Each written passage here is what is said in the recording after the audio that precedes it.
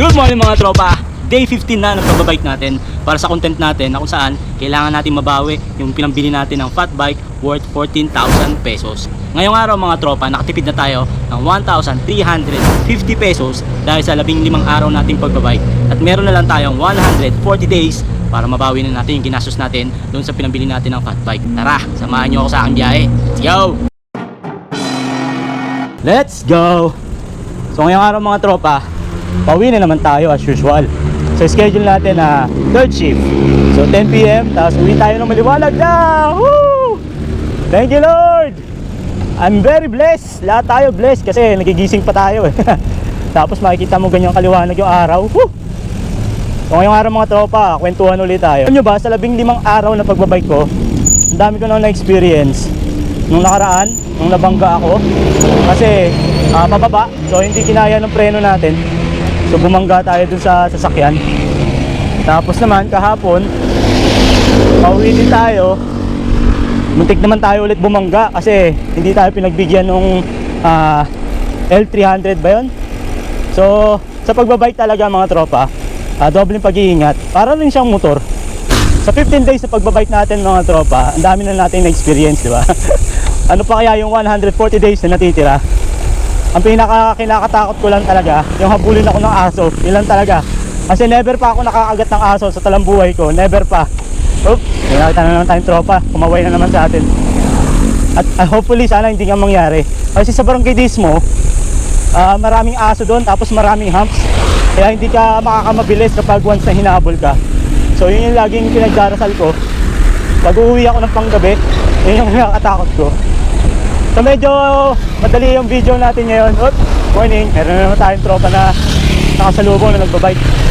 Dahil malulobot na tong camera, saglit lang yung video natin ngayon. Nakalimutan ko i-charge. Ang ganda ng araw, ang ganda ng liwanag. Sarap. Sarap talaga magbike sa umaga tropa. Grabe, sarap talaga. Hindi ka kasi hihingalin kasi medyo malamig pa. Malaking factor talaga yung yung init sa pagbabike. Yun yung nagpapabilis na mapagod kayo, hapuin. Kaya I recommend kung magbabike kayo umaga. Pero kung bike to work kayo, katulad ko, no choice kayo. Umaga, tanghali, gabi. Talagang lahat yan makukuha nyo. Hindi kayo makakapamili. Pero syempre pag umulan, ibang usapan yan. 140 days na natitira mga tropa. Matagal-tagal pa yon. Aabutin tayo siguro ng kalahating taon bago matapos yung content na to. Pero I'm very very happy kasi ang sarap magbike, nahanap ng katawan ko. Wala pa akong binabayaran, di ba? Lahat libre, exercise pa. Kaya ang daming benepisyo ng pagbabike. Pero syempre, katulad ng sasakyan, katulad ng motor, kailangan din maintain natin yung checking ng bike natin. Sa gulong, sa preno. Dapat lagi rin tayong may dalang daylight at headlight kapag sa gabi. Kaya isa sa pinakamahalaga talaga pag gabi kayo nagbike, kailangan visible kayo sa sasakyan. Yun ang wag nyo kakalimutan.